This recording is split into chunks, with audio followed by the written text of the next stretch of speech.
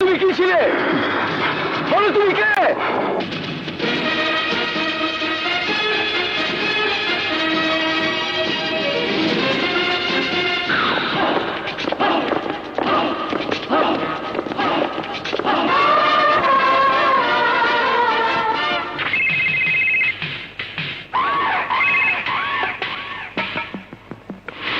শাহ, হানিফ শাহ। সুলতান ভাই আপনার সঙ্গে দেখা করতে চান। আপনি যদি রাজি থাকেন আজ রাত 12টায় হোয়াইট হাউসের সামনে চলে আসবেন।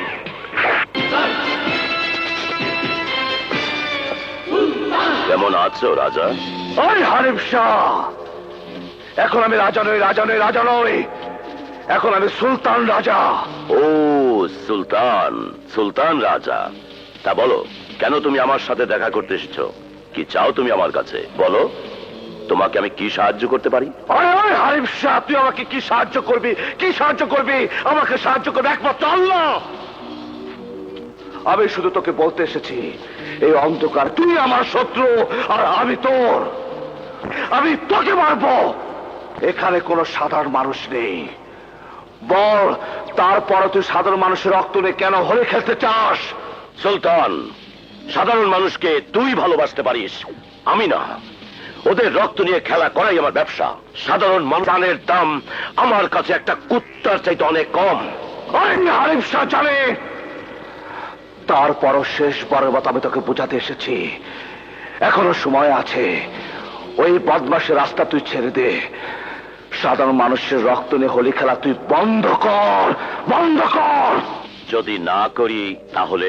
শোন হানিফ শাহ, আগামী 24 ঘন্টার মধ্যে তুই যদি তোর সমস্ত পাপ স্বীকার করে পুলিশের কাছে আত্মসমর্পণ না করিস, আগামী 7 দিনের ভিতর আমি তোকে খতম করে দেব।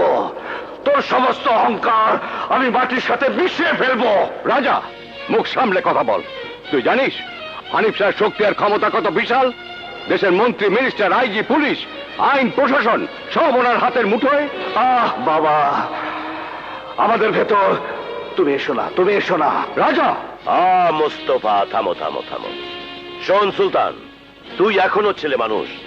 তুই তো আমাকে 7 দিনের সময় দিয়েছিস, আর আমি এখন 7 সেকেন্ডে তোকে বুঝিয়ে দেব আমি কত ভয়ঙ্কর।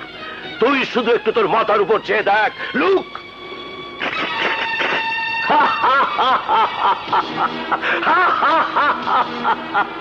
আরে হারামখোর, তোর মতো শয়তানকে যে টক্কর দিতে হলে আমাকেও যে ইবলিস হতে হবে, সে কি আমি জানি না ভেবেছিস? হ্যাঁ, তাকা, তুই তোর মাথার উপর একবার তাকিয়ে দেখ, দেখ।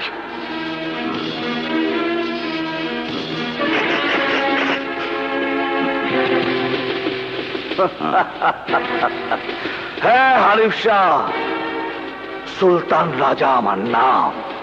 আল্লাহ মানুষকে সব দেন, অর্থ, প্রাচুর্য, ক্ষমতা। হাত ধরে উনি তাকে আকাশে উঠিয়ে নেন, কিন্তু বেঈমানের হাত একদিন না একদিন উনি ছেড়ে দেন। তোর বেলা তো তাই হবে।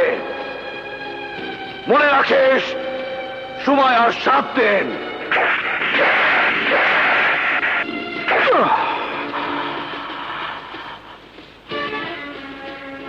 আমি একবার যা বলি তা 100 বারের সমান।